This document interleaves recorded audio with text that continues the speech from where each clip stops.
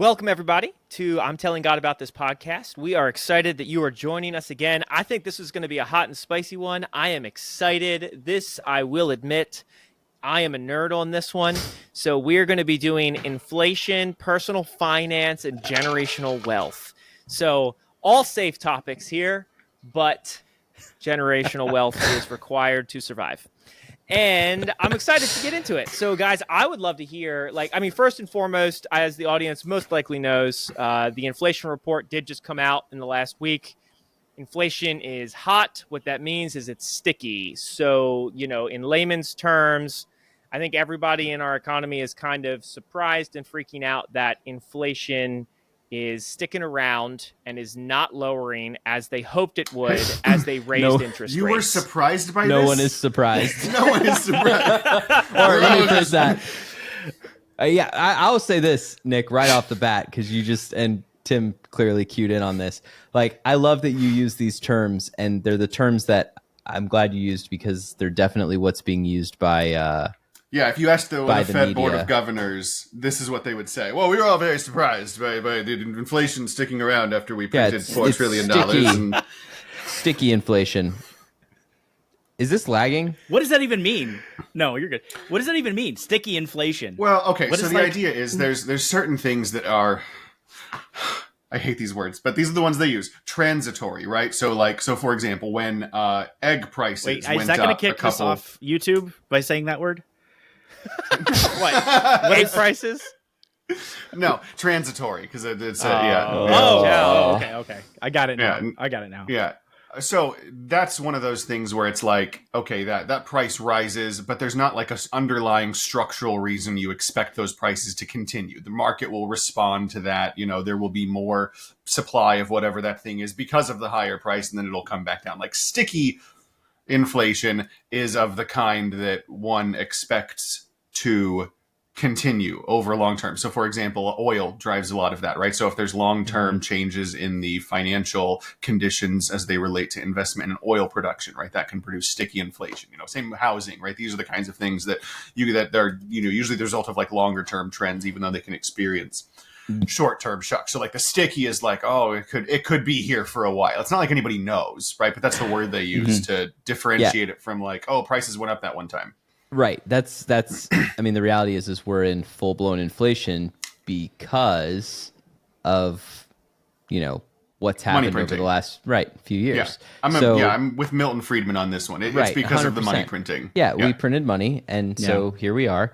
Yeah. And what's hilarious to me is that I see these, these press releases and stuff will come out. And they're like, oh yeah, the Fed's gonna lower rates eventually, or like they're optimistic they could lower. And I'm like, dude, the Fed is not going to be able to lower rates for a very long time. Okay, I'm gonna fight with you on this. Explain yourself. Shots fired. I agree. Why? I would say. Yeah, no. Why do you think they can't lower rates? It's not that they can't. The Fed can do whatever they want thanks to our banking cartel why do you think system. They won't lower rates because they don't want money to be cheap. They need to constrain spending. Correct. Mm-hmm. They need to constrain consumer spending in order to allow the economy to recover. And I'm not saying that's a good thing or a bad thing. What I'm saying is that that's what's put the brakes on consumer funding. But the fact that prices are still going up and all that has nothing to do with that. Like our prices were already going up as it was, and then people started paying more. Like I remember during COVID, I'll tell this story because this is hilarious. I remember during COVID, I went to Disney World, and I know it just worked out that way. It wasn't planned, but I ended up at Disney World, and here's what happened. There you go. I remember going, like we had gone out for the day. My daughter had peed the bed, and I went to the hotel front desk, and I'm like, "Hey, my daughter peed the bed. Are they going to turn the rooms over before this evening?" And they were like, yeah. And so I said, okay, cool. So we go to the park. I come back at 10:30, 11 o'clock at night. I got half asleep kids. I walk into our one bedroom hotel room with twin beds. Nothing has happened.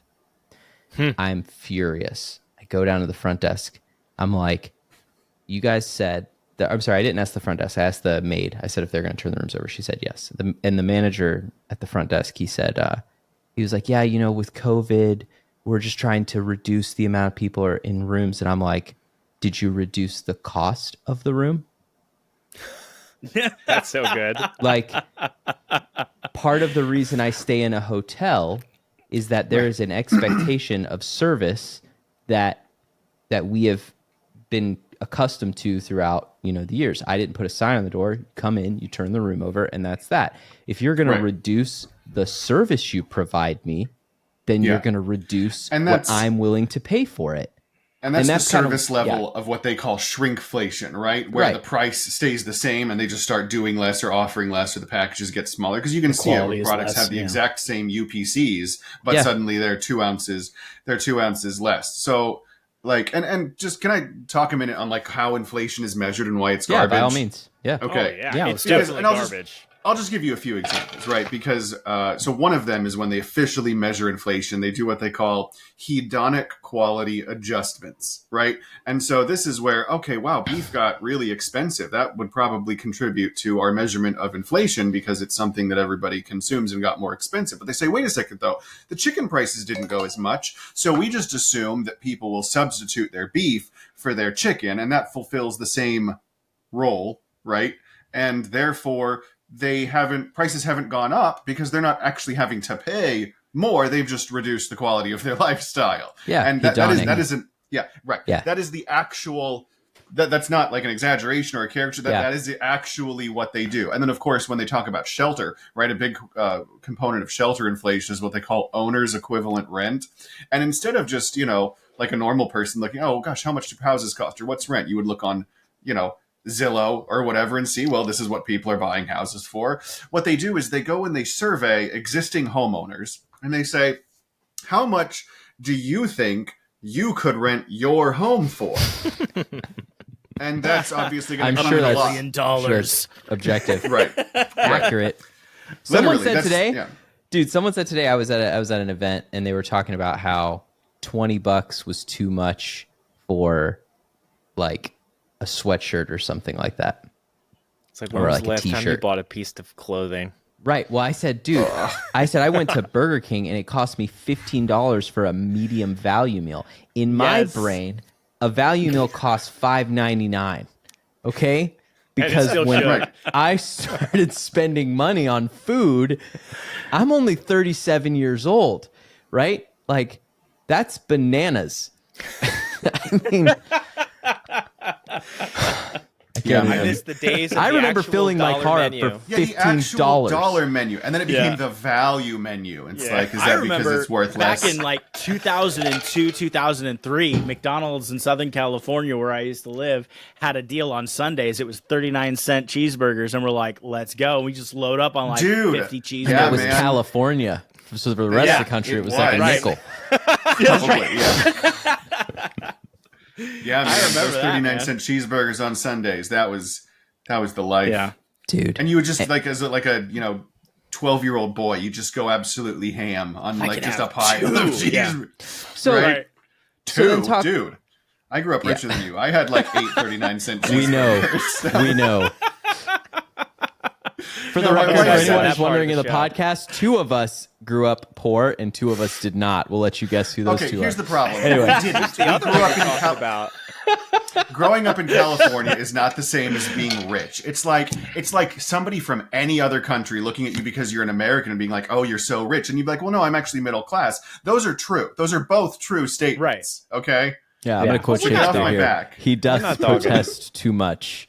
Anyway, we move on. Wife, when I told her what we were going to be talking about, she sent me this video, and you can look it up. It's David Beckham. Oh, I've seen it.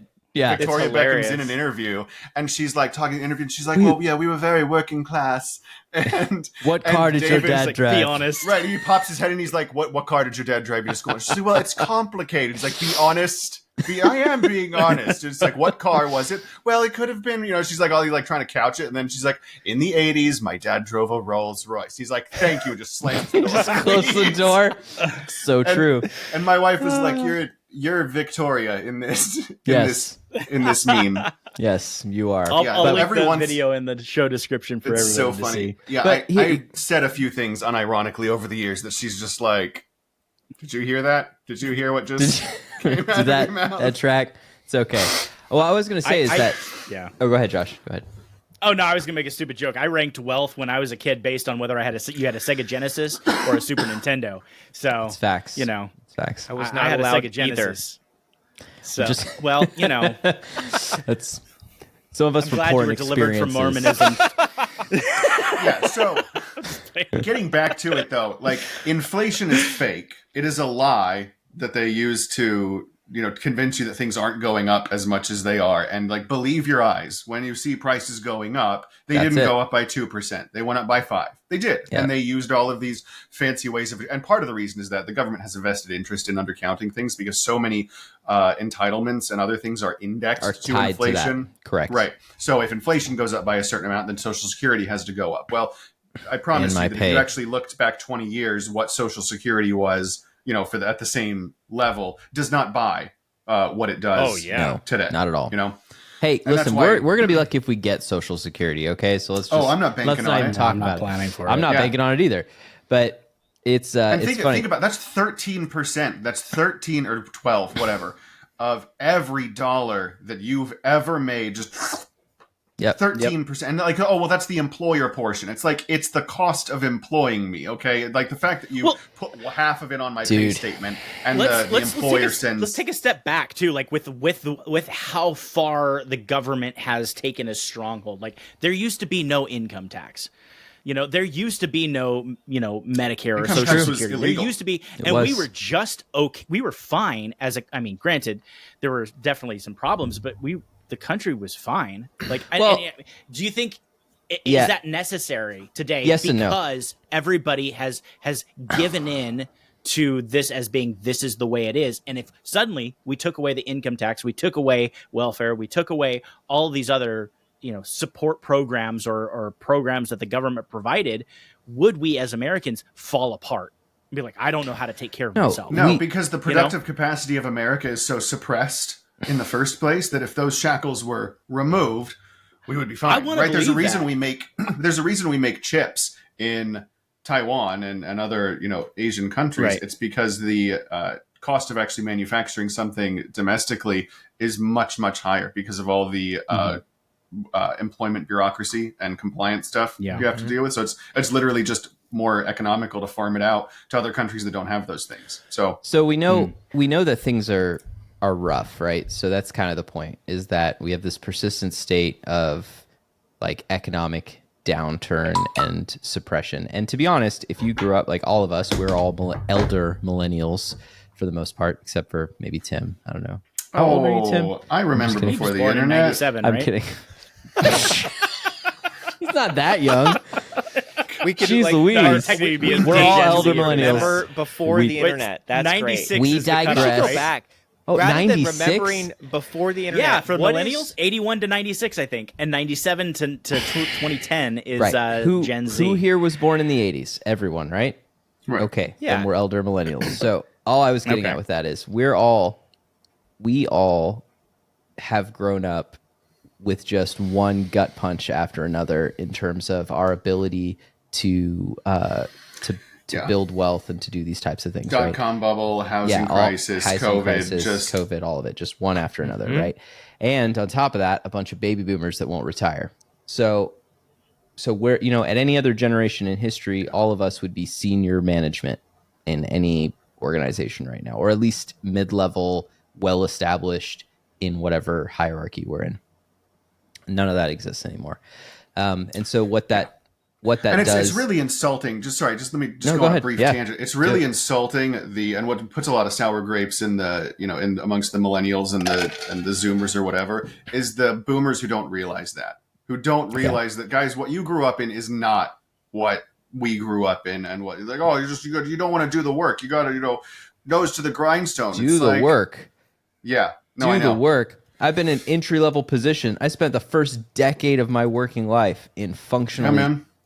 entry-level Dude, positions, my making first entry-level paycheck pay. out of college was before taxes. I think I was like $1,400 a month. Yeah, Right. Yeah, Which that's actually not bad. Certainly for where I lived, it was not bad. Like that was perfectly livable. But the idea that you go work your union factory job and right. Or you own went your to house college, out. right? It's like, oh, I went, Yeah. and that was what's so frustrating. I mean, I remember I graduated. You know, it didn't help that like it was all going sideways anyway, because I mean, I remember I left Congress, I came back to Liberty to graduate, and I was going to go back to DC, which is hilarious because, you know, I watched the State of the Union address and you watch all the outbursts and all the heckling and all that stuff. My boss at the time, Congressman Joe Wilson, shout out Joe if you're listening, love you. And, you know, Joe had, you know, he called out President Obama and he was like, you lie. And they censured him in Congress. And subsequently, it was so bad that when I went to apply for jobs on Capitol Hill after graduating, you know, just later that year, people were like, "Oh, you work for Joe? No thanks." Like it was like it wasn't a good time. Good luck all the staffers that work for Marjorie Taylor Greene. Like, you're not getting a job, For right? sure. Like, I think they knew what they were getting into. Yeah, they know what they're I signing know, up for. right? Like, yeah. But I say that just to Yeah. say that the thing that I'm getting at is that we spent like, you know, even if you had the opportunity to get work, like I remember coming out of that thinking, you know, I should be entitled to more than entry level, you know, pay or at least a position where it's a higher position at an entry level with a college degree. And dude, I was working for what is effectively salaried minimum wage or minimum wage, you know, at that point in time. Right. For a long time, and that's been a lot of people, and even, yeah, I mean, I hate to say it, like it was joining the military and then the ability to buy a house, you know, barely during the time when we were in Lynchburg that saved me, and I wish I would have kept it at this point if I would have known what was going to happen. I wish I would have kept it. I told you that you should. I told you that you should let did. the VA loan continue to work for you. You should rent it out, bank the equity, and I want you to remember how right I was when I explained why you're wrong about the Fed and the rates. Okay? I agree with you. Full circle. All right, I'm taking the ball for a minute because that is perfect. All right, go for it. I'm going to Teeing you speaking of house prices. Okay, like that is I want to get there. I actually want to ask you guys about that because I'm the same way, Josh. Like if I hadn't bought a house when I did, and if I hadn't made the few asset purchases that I have thankfully been able to make, there was no remote chance I'd be where I am today. And then when I look at my peers, it is night and day difference. So for those that are, you know, not our generation, look at this chart. So just to give you an idea of our parents' generation's ability to buy a house, and then if you were born in the 80s, put yourself on this chart, right? So like I was born in 88.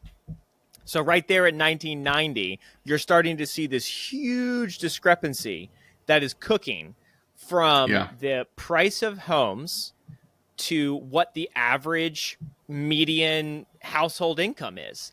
And that changes everything. And so, you know, back to your point, Josh, about selling your house, you still did, I'm sure, really well. Oh, I did. I made profit for sure. What was the effect of that? Like or what caused that? I thought there was the whole deal that caused the 2008. Right, but like in the 90s, right, or when money Clinton printing. passed. Same thing. Well, I thought there was that whole thing with that. Go back. I don't remember. Go back to the it chart, now. Nick. Go back to the chart. Yeah. Okay. So we're talking about like in the 90s, 92, 93, and Clinton and the Democrats, and I think probably the Congress, Congress, they passed bills that basically said anybody can get a loan. We're going to hand it. And that's what caused the big break Cheap in money. 2008. Yes. Yeah, which raised because what's not on this chart prices. is mortgage rates, right? Yes. Because virtually everybody buys a house with a mortgage, right? And so as interest rates go down, people can afford more house, so right? the prices and so the price go up, even though the payments, staying the same. And now with the rates having reversed significantly, right, for the first time in a long time, people who already owned houses termed out their debt by refinancing at sub 3% rates. But now if you want to go buy one, the prices are still high because supply is low. And you can't get the buy-in rate. Right. And nobody wants to sell because if they sell, that's effectively them trading up to a higher rate. They can't buy. Yeah, if you leave, so like take my parents, for instance, right? So my parents have this great spot that they bought pre-COVID in Alabama in this wonderful little community called the Waters in Montgomery. And that place is beautiful and it's wonderful. And right now, that house that they bought, they've made a ton of equity on, right? And if they chose to sell, they could, and they could bank a lot of money. But the problem is to buy back into the market, they could not afford to buy. It's like me when I came to Germany, I bought this F-150 right at the beginning of COVID, right? It's a beautiful truck. I love it to death. I got it for, a reasonable truck price in, like what I mean by that is like $50,000, $60,000 as opposed to that's a reasonable truck price for a full-size truck. My same truck today costs $90,000. If I sold my truck, which I'm financed at 3% pre-COVID, if I sold my truck when I came to Europe, I would not be able to afford to buy that truck again when I return to the States. Right, and that's a wild thing to not be able to afford your own house if you had to buy it today. Correct. Right? That's what's insane. Yeah. That's also why people don't move. Well, that's why supply is low. I mean, there's just this whipsaw and why of boomers aren't retiring. Rates. Yeah. Well, so there's also like the strategy of like, you buy low, sell high. But if you try to get back into the market, right? Like you can't buy your house. You can't buy low. Gone. You buy low, sell high, Josh, in a normal market where, it's a spike and then it comes back down and regulates. And that's in theory how it's supposed to work. But that's not what we're seeing anymore. Right, because you don't buy houses. You didn't buy a house. What you did was you bought a house on margin, right? Because you mortgaged it, right? That's why it feels like houses are such an amazing investment, because you didn't actually pay for the whole thing. You paid for 20% of it. And so if it goes up by 20% in value, that feels to you like 100% return. Right? Especially if you're assuming that the cost of the actual mortgage is something you would have been paying in rent anyway, right? So you don't even really factor that into yeah. Well, and then to that end too, like that's something that keeps me up at night. And I would love to hear your guys' thoughts about this, because here's my idea of what it means. I'm changing my idea of what it means to be wealthy. And so I have this interesting idea that if you instead try and reduce your expenses, and if you simultaneously hold appreciating assets, you like irregardless of your cash flow, like you irregardless, are more... really. Sorry, regardless. Yes, I need to work on my English better. It sounds like it should be a word. Okay. So no, the delivery was on point. What if my children? What if my children never had to buy a house? And what if my children never had to pay to go to school? If I could give my children those two gifts, will they not end up in the top 5%? No. In the right kind of way for the kingdom? Historically, no. Yeah. What do you mean? People who inherit things. Okay. So what you're... Yes, okay. No. I got this one. Yeah. So I get what you're going. I have thought about this at length. So there is a super huge statistic of generational wealth transfer. And if the first generation, I think it's like a 60% retention. The second generation, it's like a 30% retention. And beyond that, it's like less Anderson than 1%. Cooper is a Vanderbilt. Let's just remember that. So I didn't even know that. Yeah, he is. So I have this idea. And he's broke. Can you imagine being that wealthy and then your family line just ends because your degenerate offspring decided to just be like... So that, in this conversation, I think that's super, super pertinent. So what you need to prevent is a liquidity event. So if my father... I've actually had in-depth conversations about this. Sorry, Dad. If my father sets up a foundation, and in the foundation has one job. It is to hold all of the assets and all of the liquidity, and to pay for tuition and rent the assets to the heirs. Right. That way there is never, ever a liquidity event for my children. There's never a reality where my son gets a lump of cash. He has the opportunity to rent at an... I mean, think about it. My son's going to be renting in 25 years. What's rent going to be in 25 years? Right. Yeah. Like, Jesus is going to come back before then, so this is really a non-issue. All right, conversation's good. End the podcast. Jesus is coming back. It doesn't matter. Give it all. Look, Francis Chan says, give it all away. don't joke about that, because my parents grew up in a kind of a fundamental house church that was, that there were some aspects of that came in, like, look, sell everything you have. Man. Jesus is coming tomorrow. Hey. And it's like, look, that's a great place to be, to have that faith. But like, How do you hold both? it's not like how do you Priscilla. There hold was both? not Tim, Priscilla, that's but actually what's really good. the- So what's funny is you and I are on two different sides of the spectrum on this. So this is interesting. So I agree with you. I think that if you have the money, so if you build the money and you have the money, okay, then you're able to, there are mechanisms, and I think that's a whole conversation that we could have, and I think you bring it up very interesting. In fact, what we really should do is I know a guy who we could get on who could actually talk about this really in depth. Cool. But there are mechanisms, and I totally agree with you. If you look at the wealthiest households, especially in modern day, they create these foundations. They set this stuff up. Yeah. Well, so there's ways to do that. no, go ahead. But here's what I would say. I have a slightly different take on this. Like, and it's partially it's just a difference of, I'm not against what you're doing. I'd like to do the same thing talking to to me? some. You, yeah, me, to you me? specifically. Okay. You. I think it's I would love to have the opportunity to do a similar thing, to be able to build that up. But at the same time, I often struggle with this as well, because I look at a lot of my friends who are living very frugally in their 20s and 30s and 40s and whatnot to basically set up to give their kids this during their peak earning years, to basically set their kids up long term, right? But then I also look at like the way I grew up, where my parents were missionaries. We didn't have a lot, but we did a lot. Like basically what we had in terms of resources, it was like, we're trusting God to take care of us in the long run here. So what we have is for us to live and experience life and do our do the things that we want to do together, right?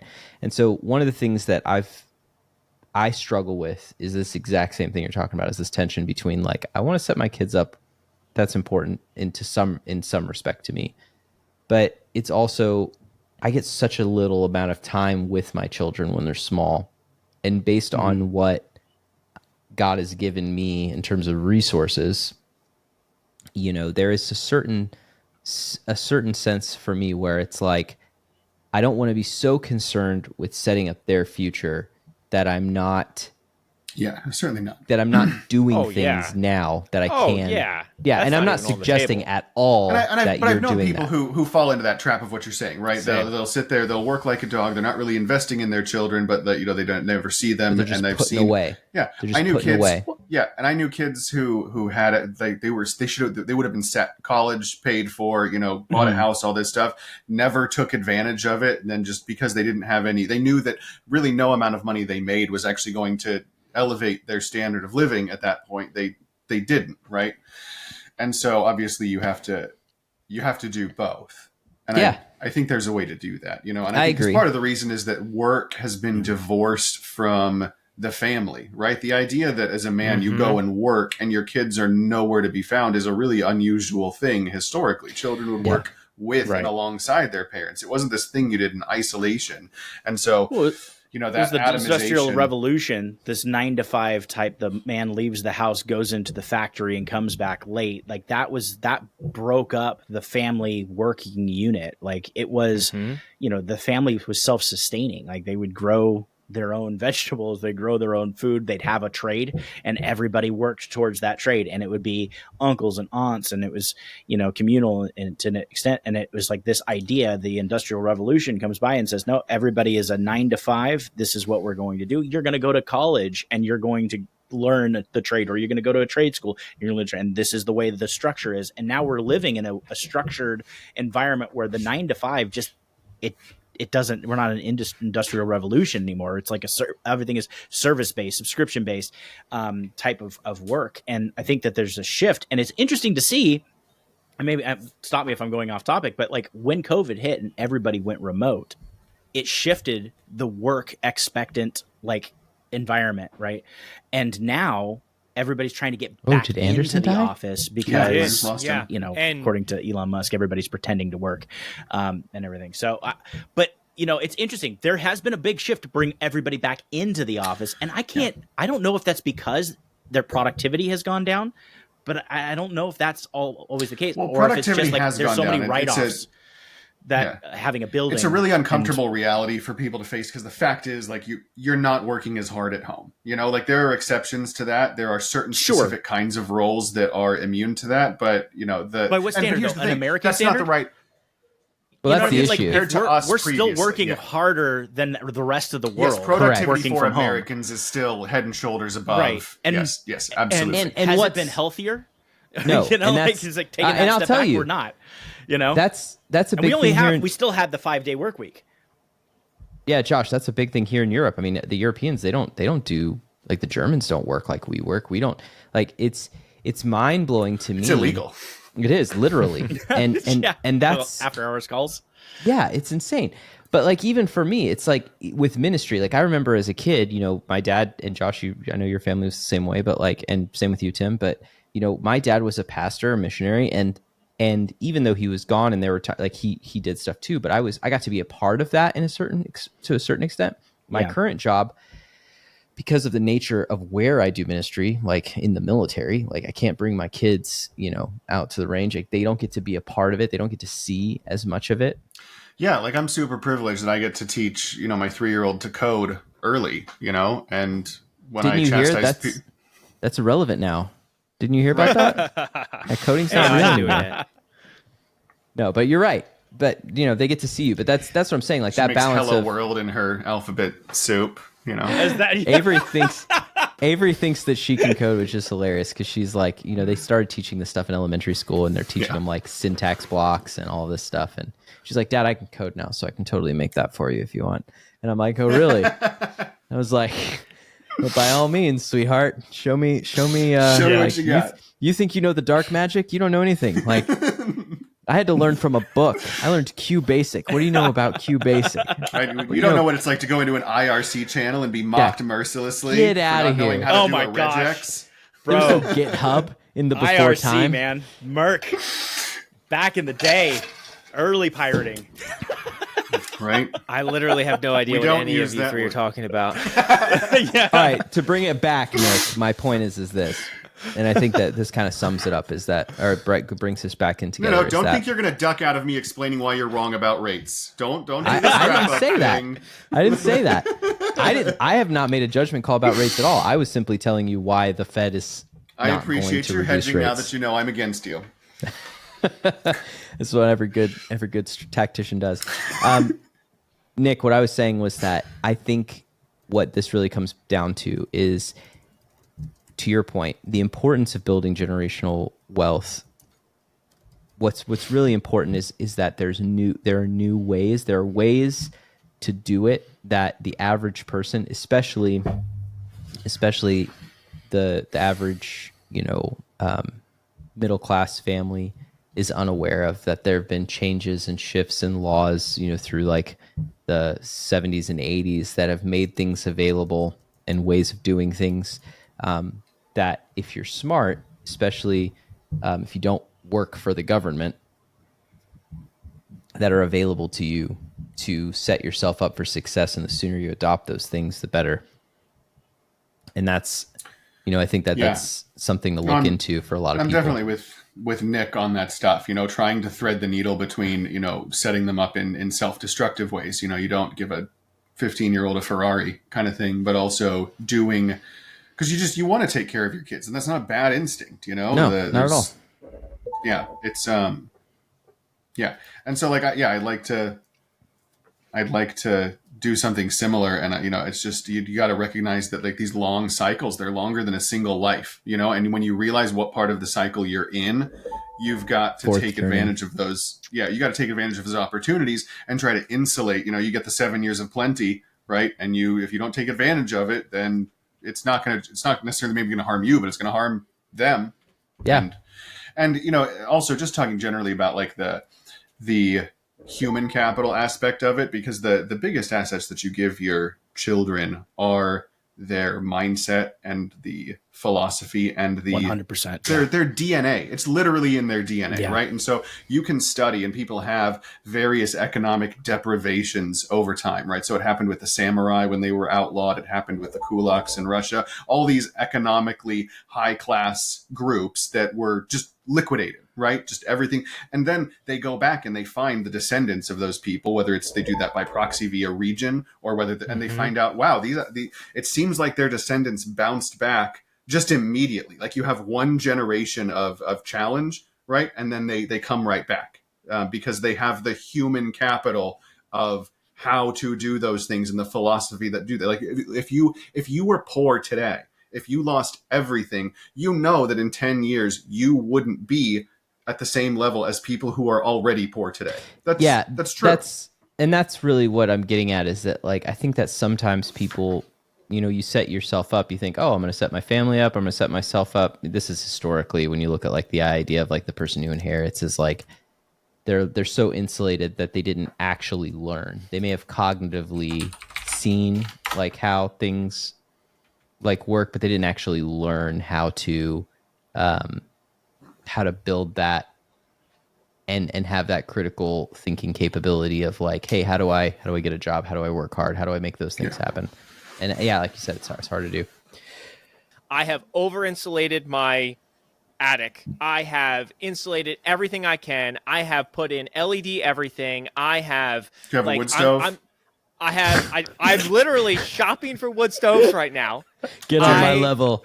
Okay. All right. So here's a little They bit make of little thermoelectric generators you can tack onto the side of them. See? Okay. I remember how hard you worked to make that happen to begin with. Anyway, I wanted it so Nick, bad. I can't wait to hear about Dave that. worked? So I went so far. I'm sorry, Nick. That was Josh's fault. Sorry. He's right, though.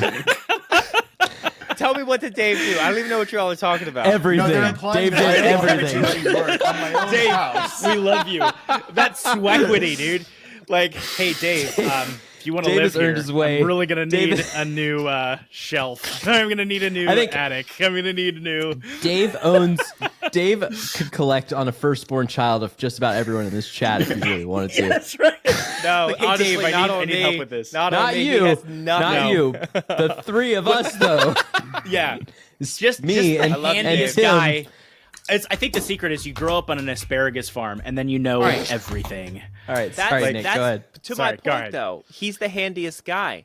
Guys, Yeah. one of our other mutual friends, Shane, has been recently learning how to be handy, and YouTube has been his best friend. He's bought a bunch of houses, and he and I were literally drinking beers the other night talking about it. Where's And Shane? back to my point of reducing expenses, I spent money and sweat equity and YouTube hours putting in a basement apartment with a IKEA kitchenette and a separate entrance with a keypad.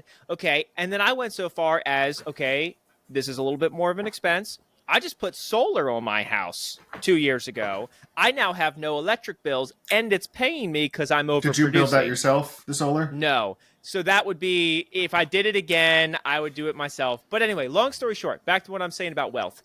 Wealth does not mean, when I say it, nor when I think we're talking about it right now, it doesn't mean a bunch of money. It could mean a just really great balance sheet with great cash flow. So if your expenses, like Brittany and I spend, and this is actually, I can brag on her, because we do this thing called Family Finance Review, and you guys should do it if you don't. And every 30 days, we sit down and we use Empower. It's a free app, and it tracks all your expenses. There's a million apps out there that do it. And we categorize everything. Even with inflation, Brittany has been able to lower our food budget, and we still eat like tree huggers, so we're fine. We still, our food budget is $800 a month. That's amazing. Do you guys even know what you're spending monthly on groceries? Yes. It's lot. egregious, yes. Okay, Man. so wealth doesn't have to mean a bunch of money. It can mean being wise about lowering your expenses. Well, for example, that's a great Like, I'll point. just give you one concrete thing. If you just look for things that you can like cut down, right, or to things that you can just make cheaper. For whatever reason, a bone-in chicken thigh is way, way less expensive per pound of actual meat than the boneless, skinless one. So if you just take the bone out yourself, you will save like $1 a pound on chicken. And if you buy a meat slicer, then if you have a commercial meat slicer that you can just make your happen own to lunch meat. have Your own lying sandwiches. around. Yeah. So here's the thing interesting that you say that, Nick, it's about like reducing your cost. And it kind of brings me back, triggered a memory when I was I turned 18, got out of high school, was going to community college. I was living at home for free. I had a job making minimum wage. And then I got married, moved into an apartment, got a little bit better job, was making more. But in the long run, I was making way less than when I was living free, rent free at my parents' house, because every single penny that came in after taxes was mine.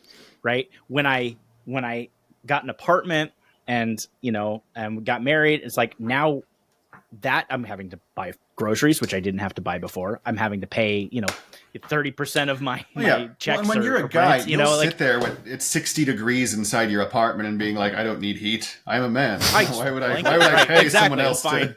Right. But when you have like responsibilities and stuff like that, and you take on, so it's really interesting. And I feel like, when I think of like, how can I cut back? I think about all the subscriptions that I have. Right. But in the long run, the subscriptions are so low compared to my grocery bills or my utilities or, and so thinking straight and be like, okay, yes, reducing everywhere you can, but the bigger ones are these things like, you said you don't pay any like bills for electricity. That's wild to me. Like, yeah, you could be saving so much money, right? I did spend $22,000 on a solar panel array. So like, yes. There is a trade-off. I mean, we could have built that for half, right? Like, Dave, we could have built that for half. Built that for half. No, hey, look, I said we. Look, we. Yeah, I know the royal we. I know there are things that you do. And there are things that Tim does. I have to cut down some. I know what you do. Cut down some trees But to get some okay, solar. to my point, I'm about to take advantage. Here's another. So I have this mental game. It's like chess, I swear, where it's like if I can help it, I'm not buying anything that's not somehow making me money somewhere, some way, somehow. So I'm about to buy a hot tub on a Home Depot credit card with 0% interest because I will be able to take my annual income from my Airbnb from $5,000 to $8,000 and it will pay for my hot tub. And it will then make me money. It's going to print me cash. I mean, so again, it's a hot tub, just like a metal tub with a fire. It is the it. cheapest Like how sophisticated. It is the cheapest non-inflatable hot tub that Home Depot sells. It's like does it have Wi-Fi? Bucks. Like that's what I want to know. I mean, right. But anyway. Here's the other thing, though. But I agree with that. I totally agree with that, and I think that is a really good. That is a solid strategy as well. But I think it's also where I see the difference too with a lot of guys. Because Nick, I remember in undergrad. All right. And you've been like this your whole life, all right? I know. At least the 20 years of your life that I've known you, which, to be fair, is about as long as your parents probably knew you when you were at home. So when I met Nick in school in 2008, when gas was stupid expensive for then, Nick had ripped out every non-essential component of his little maroon Toyota Corolla. Was it a Corolla? We don't need Whatever it was. Yeah, it was a Corolla, so right? bad. Ripped out so the back bad. seats, ripped out the side walls, ripped out everything. And he was like sitting in class and he turned to me and be like, dude, what do you know about hypermiling? And I was like, hypermileage? He's like, yeah, man.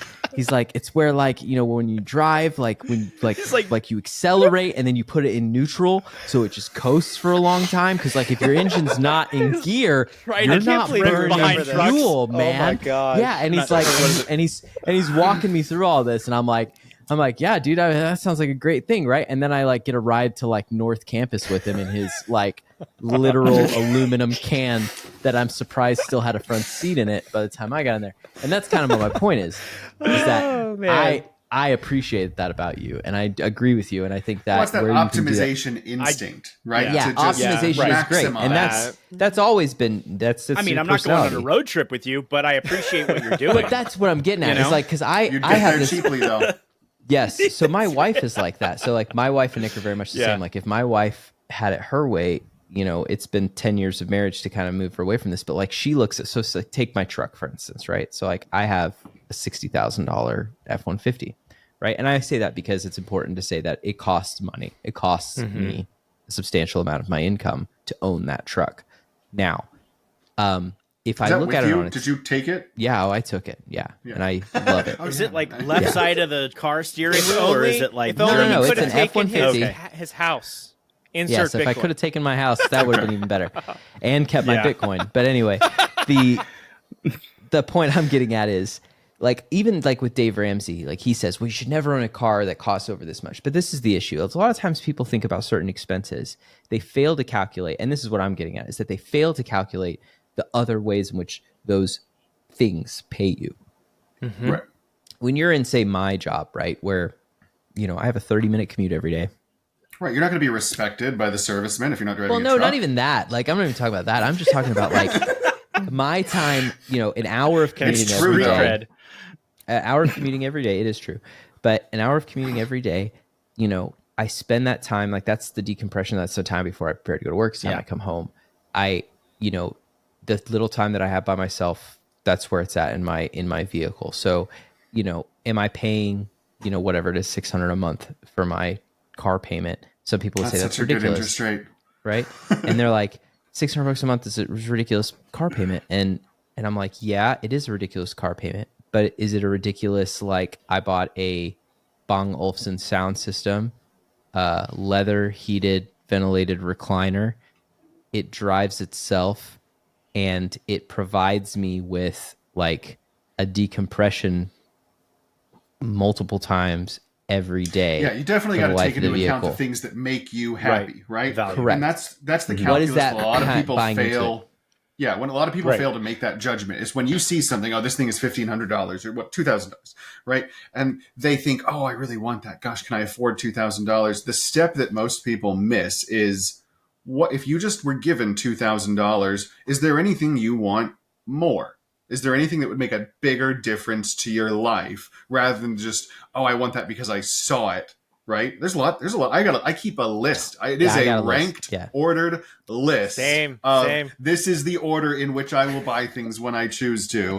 And awesome. based on how important they are to me. You gotta rank the happiness that it gives you for the cost of it. For me, it's a kernel level rootkit, so I can play Helldivers too. I know, man. I know. You know, we each have our sacrifices that we make. You know, Hey, so But that's that what I'm little getting at. rant you went on about, praising the CCP, was that you? We cut that from the last episode. But Nick, I agree with you is what I'm saying. Like, I agree with you. I think that it's a good thing. And the whole point and premise was just, hey, we can redefine wealth. Like, it doesn't have to mean right? a ton of cash. Like, No. you could be, No. which Tim and I, we mentioned this offline, but like, you could be coming out of college right now, getting into the workforce, and I would have a very different prescription for you than what I did. like, Dude, scrape right? up Let's $5 do grand that so now. you can put a That's a 30% down on a piece of raw land, okay? Like, just Yeah, finance here's that. one Just for you. camp Even until you can roll build a back. structure. Yeah, roll back even further. This is something I thought, like, you guys are so lucky. If you're listening to this and you're in college, or like you're a single person and you don't have family, let me explain something to you. Get a hand. When I came up, I did that. When I came up, that was what I had to do. Like, I had to go live. To save money. I lived in the backyard of my friend's house for 6 months. Like, just to save money to move out west.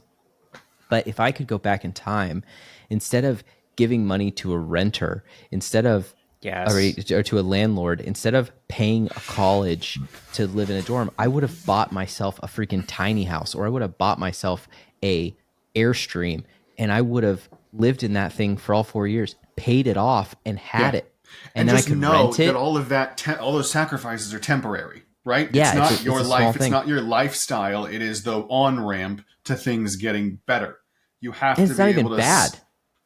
It's Right, not even yeah. a bad living. Like I was talking to some of my lieutenants about this the other day. It's like, why are you guys paying thousands of dollars for rent for these tiny 1-bedroom apartments? Go buy a freaking Airstream. It's less than what your payment is for your apartment right now.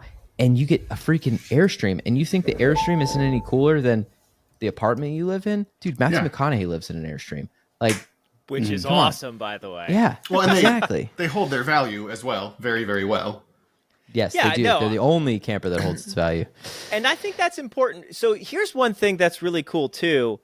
So I don't know how this happened, but my father is, and I love you, Dad, is really good with money, but this was never ever taught in my house. Like, it's the one thing like I had to learn by osmosis.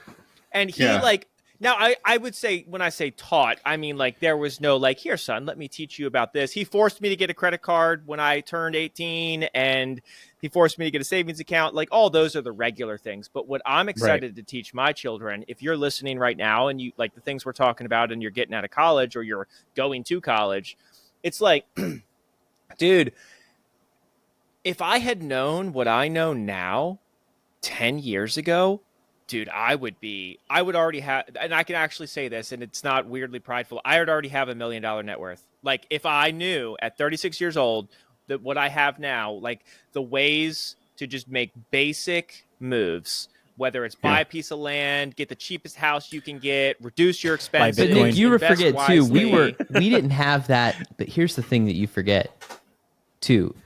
Like, we didn't make enough money to do that. What do you mean make Like, enough money?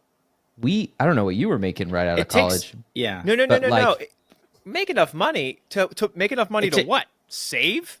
To buy land. No, not to save for sure. But I'm saying, like, that's what I'm talking I about. couldn't afford it to buy. Yeah, no, I anything. definitely frittered Yeah. away. And I'm a financially responsible guy, and I bought wasted a lot of 2 money just on cars, frivolous stuff in my 20s. motorcycles, dogs. Yeah. I had Yeah. plenty No, I meant of cash. houses. I meant houses. Like, I couldn't have bought a house. Right. Like, I didn't make enough money to buy a but- house. No, but if someone had told me, listen, when I bought a house, it was 3.5% interest. Very different now. Now it's Yeah. 7% interest. But okay, there's rumors of a first-time home buyer or something coming out. If someone had told me, and someone had told me and taught me, if my father had told me and taught me, if anyone, what I'm going to teach my children is, or what I might help them save for when they're younger, is, son, when you graduate college, your goal is to have $20,000 to $30,000 in liquidity. So your entire 18 years, guess what we're going to be working on? Guess what we're going to be doing? Guess what you're going to know about? Now you might decide you want to go be a missionary on the mission field, and then you don't need to buy a house. Different conversation. That's an exception, not the rule. But the rule is you can. I'm not talking about any level of, like, I was a server at Buffalo Wild Wings. I wasn't making any kind of money. I've been handed nothing other than I was blessed. No, with that's my what I father mean. paying for my education. But what I'm saying is, you can put habits in now. Like, when my children turned 2, I set up a 529 plan for them, and I put in $50 a month. Like, the end. Yeah. Right. Easy. The end. Do that with every 2-year-old child you have, and you will probably not have to worry about paying for their education. Yeah. Now, maybe you don't have an extra $50 a month, so that we can scale it back, $5 a month, whatever it is. But that's just one example of 100 examples that I think, like, as men who lead our households, who have families, who have children, who are going to be raising up our children, and who have others looking at us, it's just a really cool opportunity to give this gift to other people. And it doesn't. It is, and it's so, because really it's so wealthy. sad when you see the potential for it, and it's being, and I would say the same thing about myself in my 20s, right? It's like, oh, all those other people who don't know. It's like, no, if you realize, if you see how it can be done, and it takes sacrifice. It does, but those sacrifices build up in a positive way over time. And, because part of the issue is what people get into a lot of trouble with. And lately, you can see it happening with the overall credit card balances of Americans have started to skyrocket recently because of economic stress.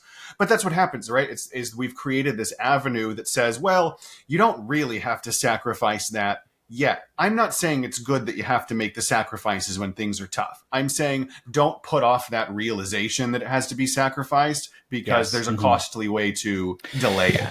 So let me just ask this, post this question, right? Let's come up with like a list, because I think this could be helpful for Gen Z and even for some millennials and everything that are getting into starting families.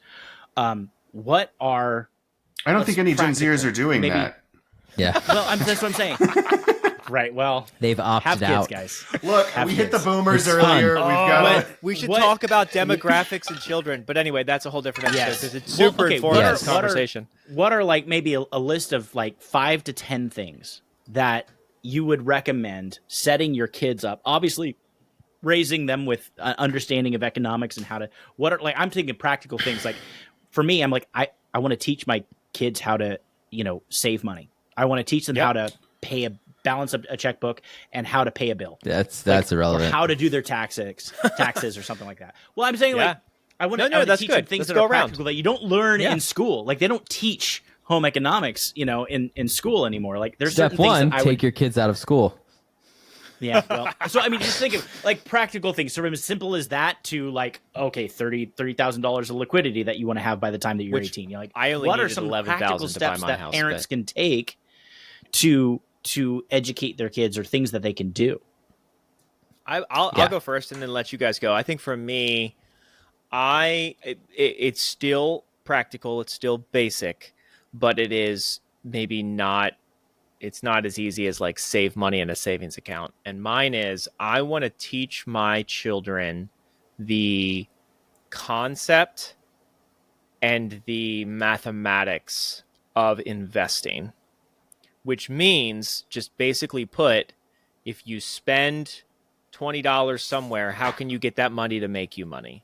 And that could be a big complicated thing, and Okay. it could be a really basic thing. It could be a high yield savings account that earns 4% interest, and it could be the housing that I've never had to pay for. I've never ever paid to own an asset, because the day I bought that house with an $11,000 down payment, I moved 4 of my best friends in who paid my mortgage, and I literally have not paid a mortgage ever. And so, like, hey, son, when the day comes when you have that $20,000 or $30,000, you're also going to have 4 friends lined up ready to move Yeah. in, and for the next Exactly. 10 years, Yeah. whatever, there's my longer answer. Sorry. So you're a slumlord, is what we're Yeah, that's the rich Advice dad. number That one. was said about me a time or two. Yes. Yes. I love that though. But that's the rich dad hasn't poor been? dad thing. He's like, I love how he says that the guy who wrote Rich Dad Poor Dad. He says, Yeah. he's like, so Which you is a want the basic book. If you haven't read it, you must go It read is. that. You gotta if you're read it, listening you to know. that right now, we'll link He it in the says- show notes. You have to yeah, read he that says, I love that one thing where he says, he's like, so you want the Tesla or you want the fast car? He's like, great. He's like, buy the fast car. He's like, but if I want the fast car, I'm gonna buy, the duplex first, or I'm gonna buy the business first, and the business is gonna buy the sports car for me, right? Like that's just a fundamental concept to have people understand, and then to support them in that, and also just to understand that like what you do for investment is not what you do for a career necessarily. Investment is something that Right. you just do, right? Like you can, and that's, if you want to be like, to your point about, being in ministry or doing those things, it's like, yeah, I'm in ministry, but that doesn't mean I can't have things working on the side. You know what I mean? Or Oh, I can't invest 100%. in these People other in things. Right. ministry, most pastors have side gigs of doing Yeah. something. Yeah. Like, Yeah. to But people wanna hear forget about just that, make ends meet. Right. You wanna Not hear just a crazy pastors, but I mean, statistic? they think, oh, I don't want to be. I do want to hear an interesting statistic. If you say, like, when I'm a grandparent, which is fun to think about since I have a 3-year-old, but if you put $6,000 into a 401k for your son, it will turn into $1 million by the time they hit 62 years old without ever touching it again. Yeah, I mean, thanks, What so inflation. here's interest rate the is that? 2 at? million Like- now. What? well, the struggle. I the mean, struggle you'll with be that, able to though, buy a is- cheeseburger, but it'll be all. yeah.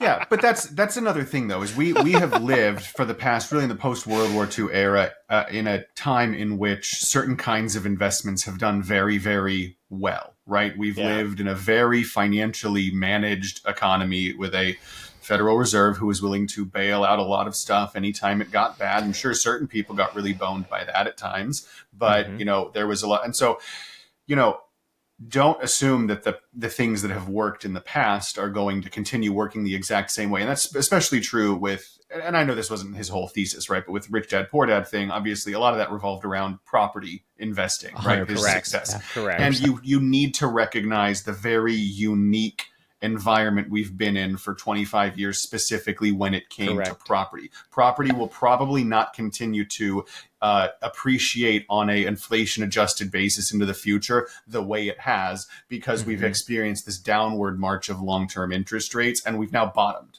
You know, like even if they go back to where they were, they're not going to continue getting lower, right? There's no there's no room for that, you know.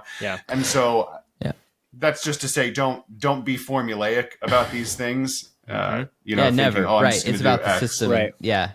And that's a really good point, because that's something we're not talking about. I don't want to derail from Josh's thing about things we wish we would have done, because we can get to that too. But I just meant No, go for it. Finish your point. one of the funny things to me is, like, to go back to kind of like the fourth turning thing. There's a part of me too that really thinks about that. Is that, like, dude, I'm telling you, like, I do believe historically, if you look at what's happening, that the world is going to look very different in 5 or 6 years from now. I really believe that. It looked very different 5 or 6 years ago. Yeah, but I mean, like, Yeah. but when I say very different, I mean even more different than that. Like, I'm talking about a paradigm shift. Like, if you look at the difference between, like, pre-World War II to post-World War II world, versus pre-Civil War, post-Civil War, like, that level of shift. There's a lot of tension that needs to be resolved, and it's not clear which direction it's going to snap in when that happens. So it'll be very interesting, to your point, Tim, to not be too formulaic about it, to see, to see what things are going to look like, but principles still hold true. The debate that Nick was maybe is talking about this offline between Peter Schiff and some Bitcoin guy, right? And the idea that these are like opposing viewpoints. Right, they're not. But the idea that those are right, they're not. Like, I own both. I own both of those things, right? And Peter Schiff would be like, no, sell all your Bitcoin, buy gold. And I'd be like, sell your gold, buy Bitcoin. It's like, well, no, these are two different strategies. I recognize the philosophical differences. Book plug. If you really like the technology and history of money and where we are right now, there's a new one called Broken Money, and the author is also like a Bitcoin, specifically a Bitcoin, not a crypto proponent. Fantastic. Highly recommend. I'll have to check that out. Well, so Tim, I mean, what's some advice you would give? Like Anderson was pointing out, like, tips, easy, low-hanging fruit for the listener that you would teach your kid or a friend. I never, ever finance anything that isn't backed up by its own value, right? So I'll have a mortgage, right? I'll obviously have cars, secured debt. But like secured debt is a different thing. But like, you see when you check out online, you know, like, oh, you can have 4 easy payments with Affirm or whatever. It's like, if you can't, no, because what I value, and this is just my psychology, if there's something I want and it costs, you know, $2,000, right? I value the capability to buy that or 4 other things often more than I value just having that one thing. So by the time I'm comfortable buying something, I need to just have on hand multiples of what it actually costs, because I don't want to give up that versatility. You know, there's something defensively minded about knowing that and these are all biblical principles, right? This isn't avarice. This isn't greed. This is plan and store things up. So, and part of that means not putting yourself on the hook, because to Nick's point, right, about, you know, buy things that make you money. Well, borrowing to buy stuff that isn't going to make you money is literally the opposite of that. And that's the huge trap that a lot of people fall into. Yeah. You should never buy. I mean, I think it kind of goes, I would say it goes without saying, but we'll say it for the sake of saying it, is that, like, I mean, obviously, like, debt for pleasure is wrong. Like, I would flat out say that. Like, the idea that, like, if you can't afford to do something and you're doing it simply because it makes you feel good, probably not the right move. You know, secured debt, and if, I'm not talking about debt like my family puts everything on the credit card and we pay it off at the end of the month, like, so we get the points. That's a very different thing. That's not the same thing. I'm not talking about that, right? I'm talking about people who are spending money they don't have for things that they want, right? So don't do that. But yeah, no, I totally agree. And I think that,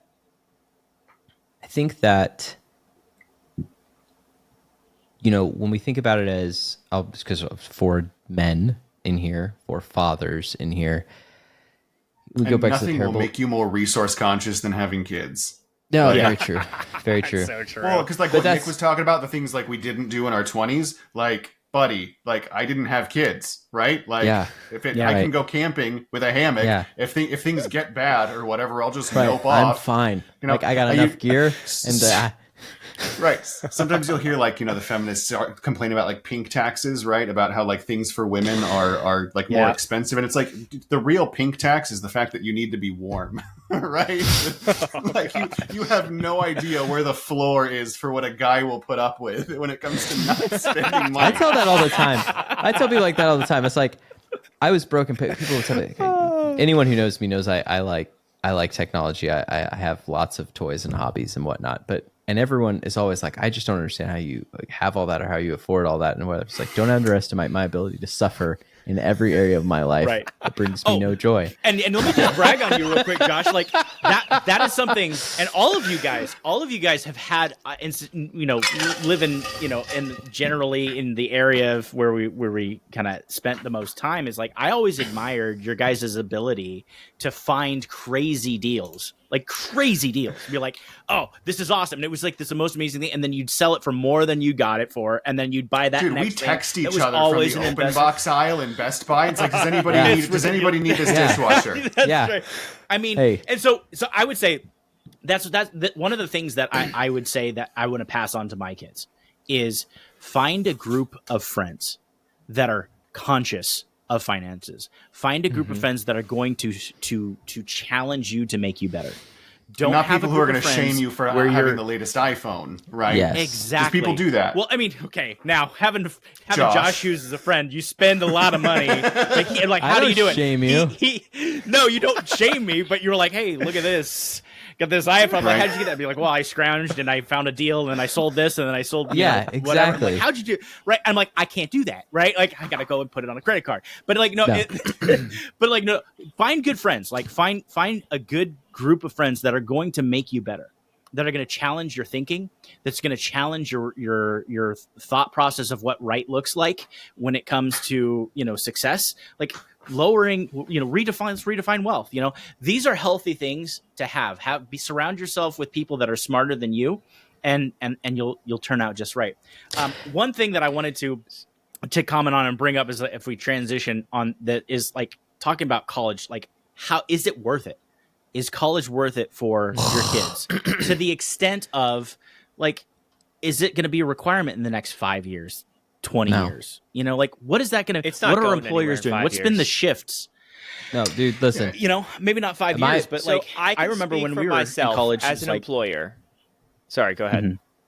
When No, we go were ahead. in I was college, just say when I was in college, or not in college, but when I was going to community college, I was told like, college isn't going to be that. It's not going to be around in 15 years. It is. It's more expensive than ever, and the value of it is so much lower. But like, it does seem like there's when are Is we? the What value is lower? the stigma? The value is not lower, or the value of And having that's a what I'm degree, it asking. seems like it's lower. Which I degree? think so. That's so the as catch. an employer, as an employer, I can tell you what I'm doing, and I know every other nonprofit employer, at least that I know, is doing the same thing. Will not even look at your application if it does not have a college degree on it, unless I have a personal relationship with you. I just hired a director, number 2, who does not have one. And the only way in my world that you get to come work for me, if you don't have a college degree, is I have to know you, you have to prove in yourself, and then I don't care anymore. So if you have the Would you relational say they have capital, to be a proven man? if you have the relational capital, the college degree is out the window. If you are going into a field where you don't have the network or the relational capital, I do still think in the next 5 to 10 years personally, college degrees will matter. And then the conversation should be, how do you get this piece of paper as cheap as possible? Because I do not think it is worth Right, because what college this is not as costs. expensive as people like to make out that it is, right? No. You can go get yourself a bachelor's today for under $30,000, and even if you had to take out loans for every dime of that, that would not be like this onerous future burden on your finances compared to the value of what you would hypothetically be doing. What's expensive is taking a 4-year vacation during your prime years and not working and taking out loans for all of your living expenses. That's what's actually expensive. Okay. I didn't even know people did that. I didn't even Same. know people did that. When I was in Same. college, Dude, it's I wild. was pissed. I know. Listen to me. I was pissed because I remember that my parents took out. Listen to me. I had a full ride to Liberty. Full ride. I had $20,000 in student loans. Do you know what those were for? So I knew that my parents took Which your out some parents loans. took out for you? Is that what My happened? parents took out loans for me Okay. for housing to pay for my house. My parents only made $40,000 a year, so I'm not mad Sure. at them for doing that Oh because they no, I probably know couldn't that. have I know. afforded to do Totally, that, right? Totally. However, like I didn't realize that like how much I had and what that went for and what, like I didn't understand that. So, but like that was news to me when I found out that like that's what kids did was they took out these crazy student loans and And that's how how you they get were 6 affording. figures of student loan. That's not tuition at That's virtually insane. any college. Like a No. few, sure. Yeah. So then maybe the advice would be then to get your degree, get that piece of paper for as affordable as you can. In Don't go something live in a that's dorm. useful. Yes. Let's get pause a job working where you can do. Yeah, in something that's Josh, useful. Absolutely. Let's say that. This is what I would say. This is what I'm telling my kids. Yeah. I'll just tell you what I'm telling my kids. This is what I'm telling my kids. You can go to whatever university you want as long as it's Liberty University. I'll pay for I it. say the same thing. I'm dead serious. You can go whatever university you want to as long as it's Liberty University. That's your only option. It's the only one I'm paying Part for. 2. Right. Part 2.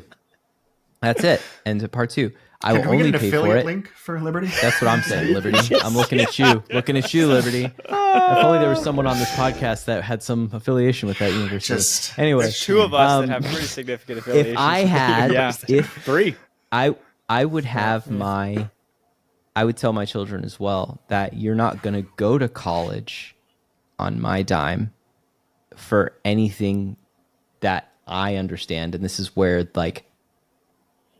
we assert ourselves as parents and as other things to say that I do know what is worth the money and what's not. If my daughters want to study engineering, I will pay for them to have a degree. If my daughters want to study nursing, I will pay for them to have a degree. If my children want to study, Gender fashion, ethics. infrastructure, and gender studies, then I will pray and Okay. ask What for about- forgiveness to figure out where I failed as a parent. What if they wanted to get a degree in what if the they right wanted to get a response. degree in women's ministry? I will say no. Okay.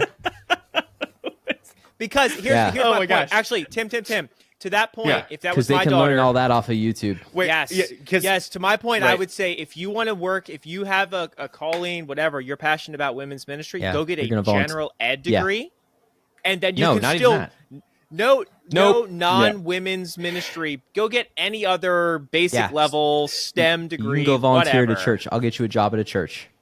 What Like, I'm still Jo- saying is they can Josh- get that piece of paper and then go work for women's ministry. There I'm is no not women's ministry I've ever heard paying- of that is hiring, and they look for their college applicants and be like, "Do you have a degree in women's ministry? You Listen. can have a job here." Wait, I Josh is can't- such a I don't- complimentarian. He changes the voice of his smart devices Told to you men. that. Like Chat it GPT teaches to a him. male's voice. That's right. Listen, here's what I'm saying is that like one, there's no such thing as jobs in that field. They're unicorns.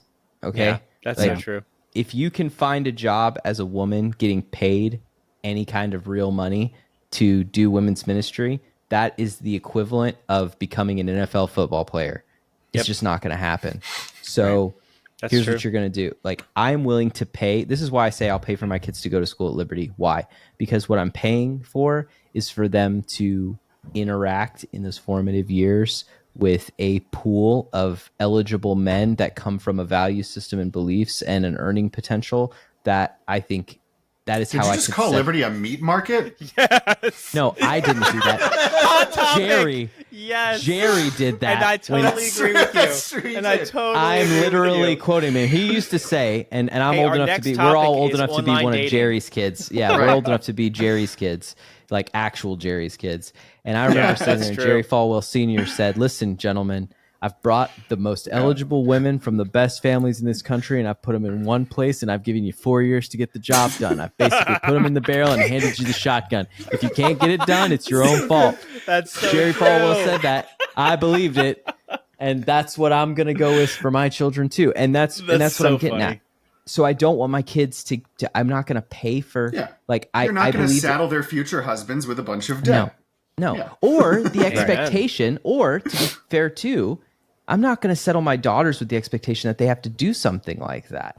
Like I want my girls, I have 2 girls and a boy, and my 2 girls, I want them to understand that whether or not they understand it now or not, it has been my observation that women struggle with the tension between their desire to be good moms and wives and the expectations that have been placed on them by society their entire lives. Women spend basically the first 18 years of their lives treating themselves like they're independent, fully functional adults that have to go become a contributing member of society in some way. And also get married and have kids and a family. And then they get married. If only there was some ordained way for them to contribute to society. Like, so by weird, making society. Right. So they get married, and then all of a sudden they feel like there's some sort of competition between, like, I need to contribute. And so they're fighting against all this. And so what I would say, and what I'm trying to raise my girls to understand, is that, like, I have nothing against you getting a job, having a profession.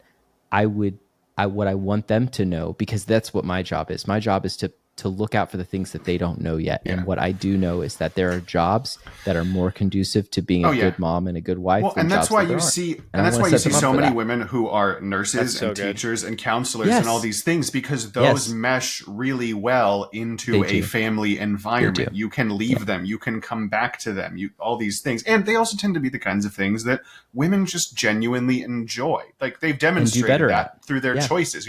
If they want to be an electrical engineer like your wife, that's fine.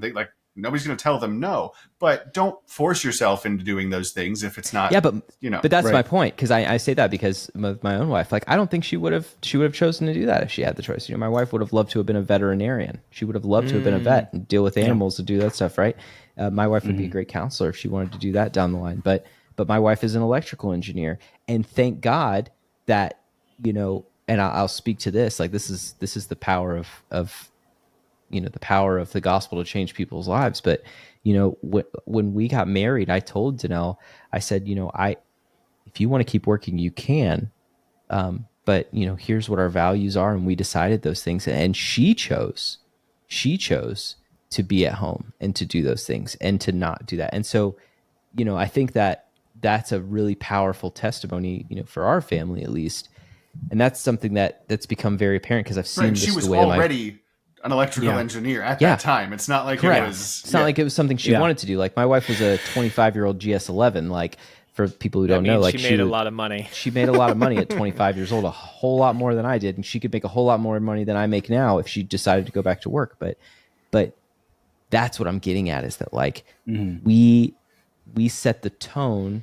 And so I would say this as we're giving these suggestions. I would say this: if you're a young father like us, or if you're, you got kids, or you're going to have kids one day, maybe you want to have kids. Like, these are things you need to think about. Like, hey, you have a lot of say in how you build the expectations of your children. And so a lot of that is that. Spoiler alert for my retirement plan. I'm adopting, growing up in Asia, I'm adopting the Asian retirement model. Which is that my children are going to take care of me. So that's except it's on easy mode, because I thought you said my retirement plan was to adopt an Asian child. I was in like, the what? house that you own. No. I'm raising my children as Asians. That's the plan. My children don't understand that they're not Asian. They think that that's how all Caucasian American people think. Just heading off the comments on TikTok right now, like this idea, these chauvinistic, they're going to be banned white, soon anyway. Cisgendered men. Just put it in the comments. I want to hear it all. Put it in the comments. Let us know. But also, I would ask, what's the trend happening with women that are sacrificing the most formative years of their life to go and work hard and get like jobs? And there's this huge trend right now where women are feeling so unsatisfied. Yes. They're like, and they want to go have kids at 33, 35, and they're 39. realizing, like, wow, that's right. Or that. And it's like, look, there's nothing wrong with going to work if that's what you want to do. But understand, like, you change. People change as you get older and you start realizing they have different values. Consider that from the beginning. And I don't think that's being taught or told. Like, No, It's not. Here's my analogy for people who don't have kids, right? You hear people, and you hear people who have them say all these trite things like, "Oh, they grow up so fast. I don't know what to do without my kids." Blah blah blah. I love them so much, etc. And be like, "Yeah, we've heard that before." When you were like 12, right, watching cartoons, you were like, I don't get what all these adults are like trying to do things with their free time. When I grow up, I'm just going to eat candy and watch cartoons and nobody's going to be able to stop me, like Home Alone style, right? And then you get to the point where you could actually do that and you don't want to do those things. There's other things you want to do. Yeah. Having kids shifts your priorities. And so when people scoff at you idiots, and I'm talking about those of you who are happily married and choose not to have kids, shame on you, okay? Because you're that retarded 12-year-old sitting there saying, I just want to watch cartoons and eat candy, and I don't think I could imagine anything better. And there's adults being like, there's better stuff out there, and be like, I don't want to. So shame on you. Yeah. You don't know what you're missing. Those that are married, dual income, no kids, just understand, it gets lonely when you get older in life and you don't have a legacy that you're building. It gets really difficult to be in a relationship when the only point of focus and importance is yourself, and you're not sacrificing yourself for something that is greater than you. So I mean, just food for thought with that. It gets really lonely. Read any memoir. Go read any memoir of any person that's done any amount of thing in life. And when you get to the end, when you get to the part where they're old, the only thing they care about is who is there with them at the end. And that's a reality. And a bigger point, if you're one of these people that's like an idealist and that's why you're not doing it, well, guess what? Your ideals die with you, bro. Which is, by the way, fine, and I don't need to hear from you. Continue on. Like, that's a great argument too. Like, we don't even have to get it.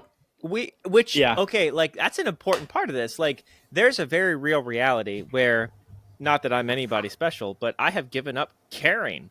Like, if you are self-selecting in such a way, you will be miserable, you will die alone, and no one will visit you in the hospital. My sympathies are with the people who aren't making that choice. I saw a survey that was something like half of women over 40 who did not have children did not make that choice intentionally. Correct. The most consequential decision that they were going to make about their future just happened without them knowing. There's this really well-publicized... That's the hilarious thing. No, that's no. For the majority of women who end up at the point where they don't have kids, that's not what they wanted. They make it sound like they didn't have. They didn't choose consciously to say I didn't want to have kids, but they made 1,000 choices that led up to that. That led to them not having kids. And I know lots of people like that. Certainly. Well, and let me frame the direction that we're going with this. We're not just dunking on dual income, no kids, and women that don't get married and have kids. And they deserve to be dunked on. The reason, but here's the thing: the reason why we believe what we believe is not because we think that we want everybody to be happy. We want everybody to find true happiness. Because we know better than you. Right? It's just I'm trying. I know you're trying to be so sympathetic. Right? I mean, listen. Well, you digress. My intention that you guys find the fullness of life in a relationship with Jesus Christ. It's my intention that you find a fullness of life in a happy marriage with wonderful children and giving up of yourself so that you can find how to be more like Jesus by sacrificing. Dude, I question the theology of Christians who don't have kids. It's like, how do you know what love is? You don't know if you don't want to. I would say there's people who don't have. Let's be clear about that. Let's be clear about this. People can't have kids. That's hyperbole. We are not. I want to be very, very, very clear. We are not talking about people who do not have a choice, okay?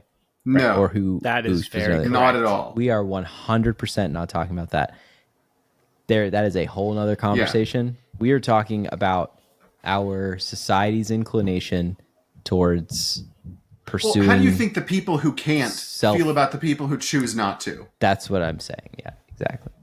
Yeah. And then to Anderson's point as well, we want people to know ultimate fulfillment, and I think that equally summarizes the point of us talking about personal finance and generational wealth, which I kind of have left out of this entire conversation. But my the way I'm wired, my single-minded focus, my desire to turn my car into a tin can so it gets better gas, or cut my electricity bills down, or pay for my kids' college education, or whatever, is because my wife and I have had extensive conversations about how jazzed we are for the amount we're currently able to invest into the kingdom, our ability to serve with our time in the kingdom, and our ability to raise up our children to impact the kingdom. Yeah. Those three things is directly in line with the parable of the talents. Yeah, and 100%. and so this entire conversation is anchored in that this is not for the sake of wealth or the Liberto lineage. It is because I want, just like the Guinness family. If you guys have never heard of the Guinness family is the, I think, don't quote me on this, number one Christian, most influential philanthropic family to have ever existed. They like kept the beer Guinness. They family? kept the country of Ireland from famine and destruction numerous times. There was a time where at the Guinness factory, during the massive famine that they had in Ireland, you could get a free pint of Guinness, and the amount of calories in that pint kept people alive. And there's a really great book called The Search for God in Guinness, and it tells the story of the Guinness family. Anyway, checkmate, all that to teetotalers. say, I know you guys agree with me, but like really just to reinforce, like we've talked about money and marriage and kids, and it's like it's all anchored in that point. 100%. Because what's the point of all of this, right? Like that's it. Like you nailed it. What is the point? Like, and man, I know we talked about this before. Like that's the difference between, like, we talk about systems. Everybody's looking for, like plans, schemes, like methods. Yeah, principles. You got to go back to Proverbs, and that's you got to go to root principles, and that's it, man. What's the verse? Seek first the kingdom, and what? All these things will be added unto you. Like, and that's it, right? So like, do well, do to the best of your ability with what God gives you, and so here's what Nick's kind of showing us, and some of the things we're talking about is like, hey, these are things that we've learned and that we've thought about.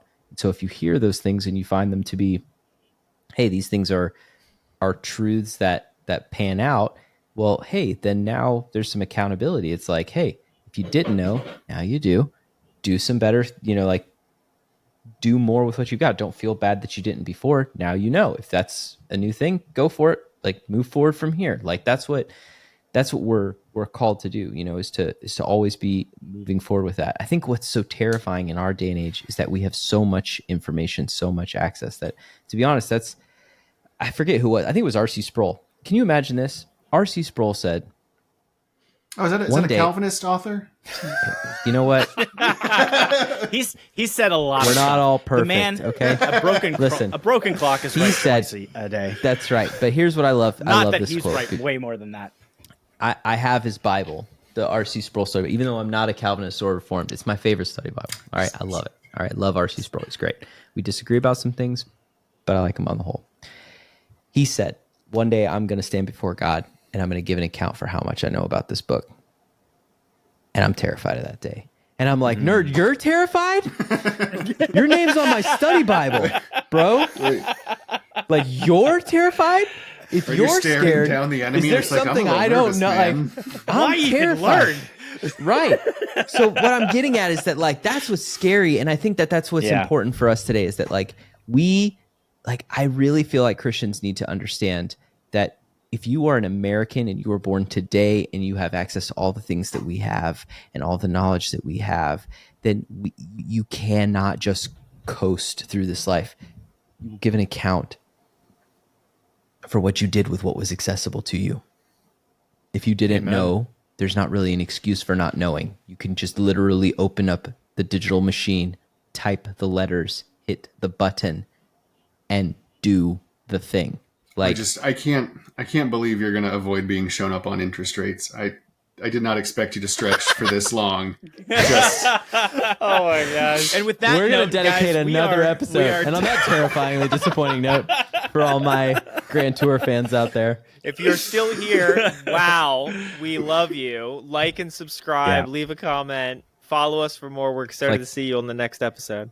Subscribe. Please subscribe. Please subscribe. Hit that. There will hit be a that bell, hit the special segment where notification Josh button. is Listen to me. wrong. I have 2,000 friends on Facebook and we have 40 subscribers on this channel. I'm looking at you, people who know me, who claim to be my friends. Claim to be my You, friends. Oh my you are my. You clicked add friend on Facebook. I just need you to just scroll up and hit Just the a bunch of freaking bots. button and hit the bell. Okay. All right. I don't it's want to been start fun. buying Before we're done buying shaming, followers from shaming Pakistan. all of our friends. Yes. Hey, they need Jesus too. Oh my Oh, goodness. that's actually a All good right, idea. guys. Is that a taxable Well- thing? Can we do that? Is that missions? No, the If I workers in the buy spot views, farm if I have buy to- real views in Pakistan, is that tithing? Right. 10%.